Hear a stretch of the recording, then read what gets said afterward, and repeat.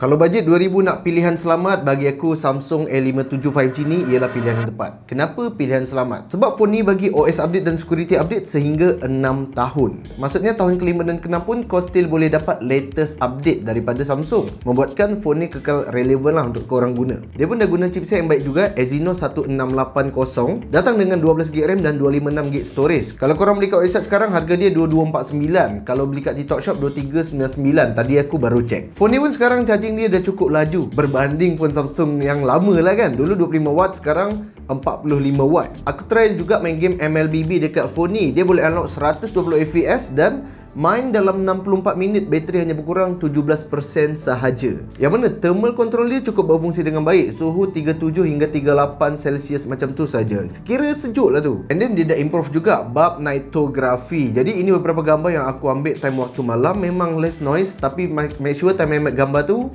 nampaklah bentuk bulan tu kan, menandakan dia night mode. Lepas tu apa lagi menarik? Samsung AI Galaxy dia. Lepas tu ya, One UI OS yang sentiasa menarik perhatian pengguna kan, sebab OS dia yang sangat-sangat clean. Cuma phone ni dia tak ada kelebihan signifikan dekat certain part. Contohnya ada telefoto yang jauh. Tak, phone ni tak ada telefoto. Charging speed dia pun terlaju dalam kelas dia, 45W, berbanding pesaing lain mungkin dia 100W. Tapi disebabkan OS update dia yang bertahan sehingga 6 tahun, jadi aku boleh cakap dia pilihan selamat kalau nak guna lama. So apa pendapat korang? Komen di bawah. Wow, hebat sekali.